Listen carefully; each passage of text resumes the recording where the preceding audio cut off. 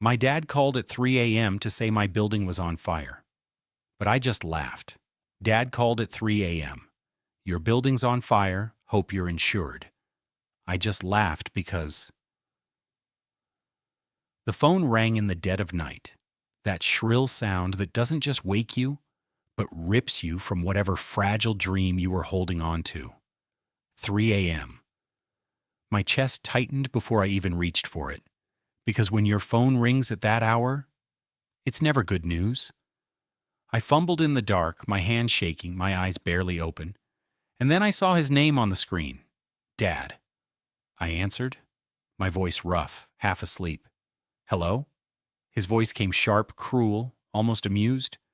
Your building's on fire. Hope you're insured. Just like that. No panic, no care, no trace of a father warning his child. And instead of screaming or crying, I did something I never thought I would. I laughed. It wasn't because I didn't believe him. It wasn't because it was funny. No. I laughed because somehow it made sense. Of course he'd call me at 3 a.m. with news like this. Of course he'd find joy in delivering something designed to break me. This wasn't about fire. Not really. This was about him. About us. About everything that had been burning long before the flames touched any walls. I sat there in the dark, phone pressed to my ear, listening to the silence on the other end. I could almost hear his smirk through the line, that cruel satisfaction he got whenever he thought I was suffering. Did you hear me? He asked, his tone flat but taunting. It's gone. All that hard work of yours, up in smoke. I warned you, didn't I? Warned me.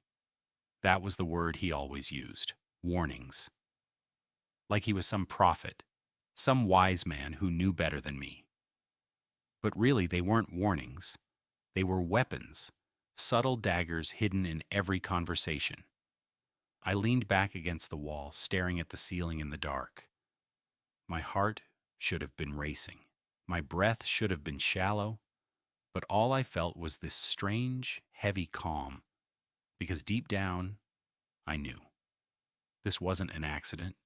This wasn't coincidence. It was him. Not literally striking the match, maybe, but the fire was his message, his triumph, his way of reminding me that no matter how far I went, no matter what I built, he would always find a way to tear it down. And that laugh that slipped out of me, it wasn't strength. It wasn't madness. It was the sound of recognition. This wasn't new. This was the same man who told me as a child I'd never amount to anything. The same man who watched me fall, then sneered instead of helping me up. The same man who took pride in breaking me piece by piece whenever I dared to dream. And now here he was, in the middle of the night, delivering the news of flames, like it was a punchline. I pressed the phone tighter against my ear, not because I wanted to hear him better, but because I wanted to remember this moment, to etch it into me, to never forget how far his cruelty stretched. He thought he had won, that this call, these words, would reduce me to ashes just like the building. But all it did was remind me of something I had buried deep. The fire didn't start tonight. It started years ago, in ways no one else saw. The truth was, this fire didn't start tonight. It started years ago. I was barely old enough to understand the difference between love and cruelty when I learned what my father's version of love looked like. It wasn't hugs or encouragement. It wasn't late-night talks or bedtime stories. It was criticism. Endless criticism. If I brought home a drawing from school, he'd look at it and say, "Your brother can do better." If I brought home a grade I was proud of, he'd glance at it once and mutter, "Not good enough." There was always someone better, someone smarter, someone more worthy. And it was never me. My siblings got the smiles, the approval, the rare scraps of affection he was capable of giving. Me? I got the sharp edge of his tongue, the cold shoulder, the reminder that I didn't quite belong. And for years, I thought maybe it was me. Maybe if I tried harder, he'd see me differently. Maybe if I achieved more, he'd finally look at me and see more than a disappointment. But the truth? Nothing was ever enough. He didn't want me to succeed. He wanted me small. He wanted me weak. He wanted me forever reaching for something he would never give. When I chose my career path, he mocked it. You'll never make money doing that. Don't come crying to me when you fail. When I fell in love, he told me I was wasting my time. No one's going to stay with you. You're too difficult. Too much work. And when I bought my building, my pride, my independence, the one thing that proved I could stand without him, he laughed in my face. A building? You? You'll run it into the ground within a year. Don't say I didn't warn you. Friends, relatives, they all brushed it off. That's just tough love. That's just how dads are. He wants the best for you. It wasn't love. It was cruelty dressed up as wisdom, and no one wanted to admit it, because admitting it meant facing the truth. My father enjoyed tearing me down. It wasn't just words either. He withheld money he once promised, just to watch me struggle. He spread lies about me to relatives, saying I was ungrateful, unstable, selfish, until even people I thought I could trust started looking at me differently. I'll never forget the time at a family gathering when he announced, in front of everyone, that I'd wasted my life, that I'd throw away everything I touched.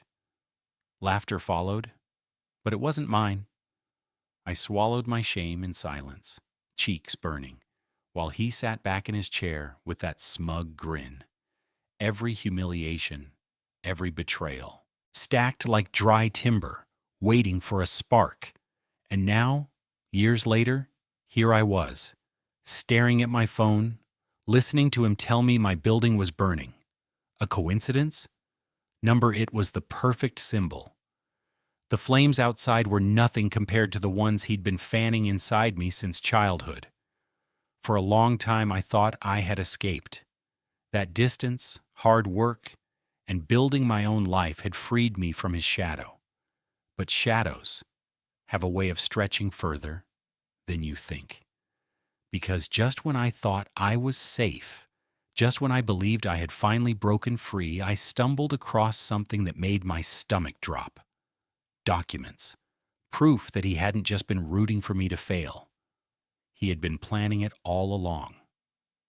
Those documents, I still remember the night I found them. It was late, like always. I was sitting at my desk, exhausted from another long day of trying to keep the building afloat, flipping through folders I hadn't touched in months, receipts, loan agreements, emails, just clutter. But then, tucked between two old envelopes, I found something that made my blood run cold. Applications, bank forms. At first, I thought they were mine, but the handwriting wasn't. And the details, they didn't add up.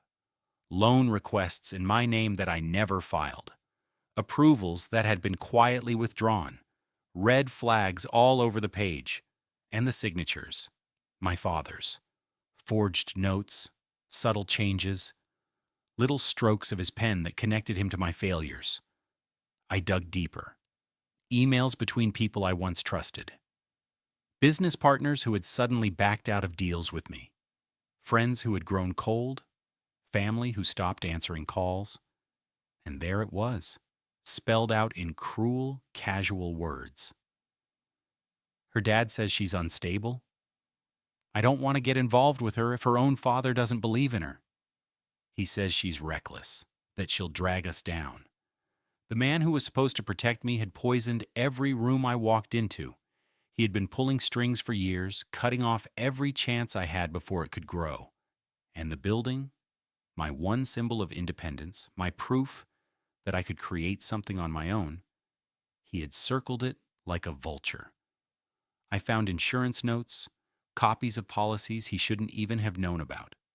He had studied them, as if waiting for the day it would all burn down, betting against me like I was nothing but a game he wanted to win. That night, staring at those papers, I felt my body tremble in a way I couldn't control. It wasn't just betrayal. It wasn't just cruelty. It was sabotage. Deliberate. Calculated. He hadn't just wanted me to fail. He had built the path to make sure I did. And now, with his voice still echoing in my ear from that 3 a.m. call. "Your building's on fire. Hope you're insured." I understood. The fire wasn't an accident. Maybe he hadn't lit the match himself. Maybe he hadn't walked into the building with gasoline. But in every way that mattered, the flames were his. They were the final strike in a long war I didn't know I'd been fighting. My voice shook when I whispered to myself in the dark. He wanted this. He wanted me here. Broken. Burned. The heartbreak nearly swallowed me whole. Not because of the fire, not because of the loss of walls and bricks, but because of the truth I could no longer deny. My own father had spent years tearing me down, and I hadn't seen it until now. All those times I thought I was unlucky. All those failures I blamed myself for. They weren't accidents. They were his fingerprints hidden behind curtains, pulling the strings. I pressed the papers flat against my desk that night, my tears blurring the ink. Anger burned hot in my chest, mixing with grief until I couldn't tell them apart anymore. I had been betrayed in ways I couldn't explain to anyone. Not just emotionally, not just with words, but financially, professionally, personally. He had stolen my future and then called me at 3 a.m. to laugh at the ruins. And in that moment, as I sat surrounded by the ashes of truth, one thought cut through the chaos like a knife. If I wanted closure, if I wanted peace, if I wanted to breathe again, I couldn't just sit here crying over what he had taken. That's when I realized, if I wanted closure, I couldn't just cry over the ashes. I had to fight back. For a while, I sat in silence, staring at the wreckage of my life on paper. The fire outside had stolen my building, but the documents in front of me revealed something worse. My father had been stealing pieces of me for years. And yet, something inside me shifted. The tears dried. The trembling stopped. What replaced them wasn't calm exactly, but clarity. Cold, sharp, undeniable clarity. If he thought the fire would end me, he was wrong. I wasn't going to crumble this time. I wasn't going to let him turn me into the victim he always painted me to be. If he wanted a war, I would give him one. But not with matches or anger, with truth, with proof. I started small, a shoebox under my bed filled with old papers. Bank records I had once shoved aside because they didn't make sense. Emails I had ignored, chalking them up to bad luck or coincidence. Old conversations replayed in my head, suddenly sharper when viewed under this new light. Piece by piece, the puzzle grew. Every missing loan, every failed partnership, every rumor that conveniently circled back to him. It was all there, waiting to be connected. I didn't scream. I didn't storm his house. That's what he would expect. That's what he wanted. A dramatic scene he could twist into proof of my instability. Instead, I became silent, focused, methodical. I learned quickly that his greatest weakness wasn't money. It wasn't even me. It was his reputation. The same man who spent decades tearing me down in private wore a mask in public.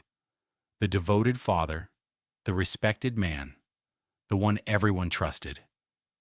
That mask was his pride, his armor, his lifeline. And that was exactly where I'd strike.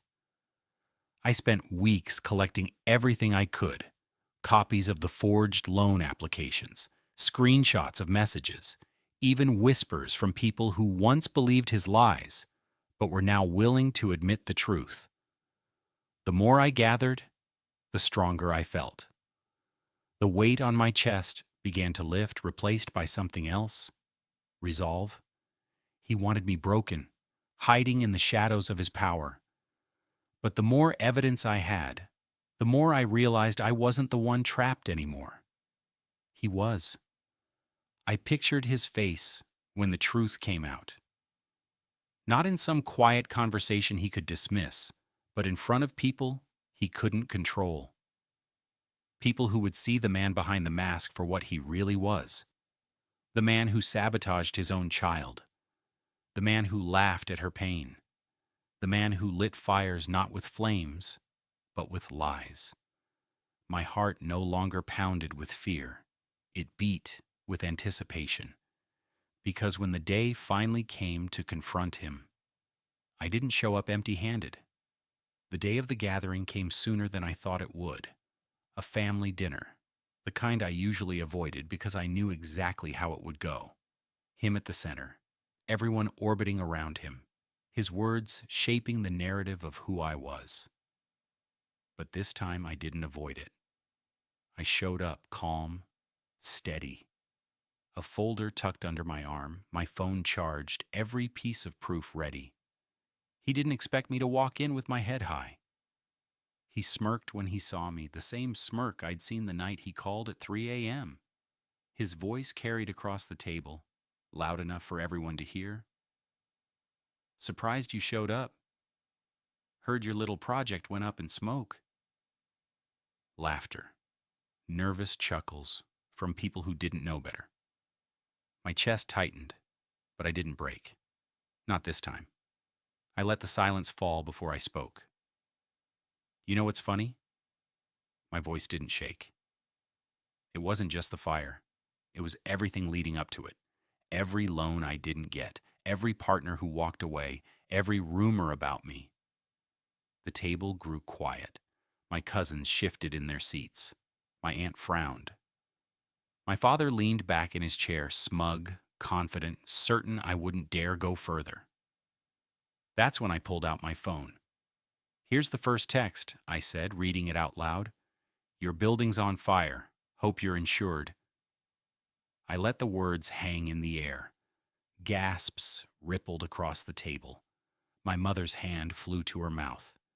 "And here," I continued, sliding papers across the table, "are the loan applications you forged in my name. And here, emails you sent, spreading lies about me. And here, notes from people you poisoned against me." Every page hit the table like a stone, shattering the silence. I looked him dead in the eyes. "You've spent years trying to burn me down. But this time, everyone gets to see who's really holding the matches." The mask slipped. For the first time, I saw his face crack. The smirk faltered. His hand twitched. He opened his mouth, but no words came. The room wasn't on his side anymore. It was on mine. My cousins whispered. My aunt stared at him in shock. My mother shook her head, tears filling her eyes. The man who had once commanded every room, every story, every version of me, suddenly sat in silence, exposed. He tried to laugh it off. "She's making this up." But no one laughed with him, not anymore. I stood sliding my folder shut. "You spent years telling me I'd never escape you, but I'm not the one trapped anymore. You are." And then I did the one thing he never expected. I didn't scream. I didn't cry. I didn't beg for him to understand. I walked away. My steps were steady. My head was high.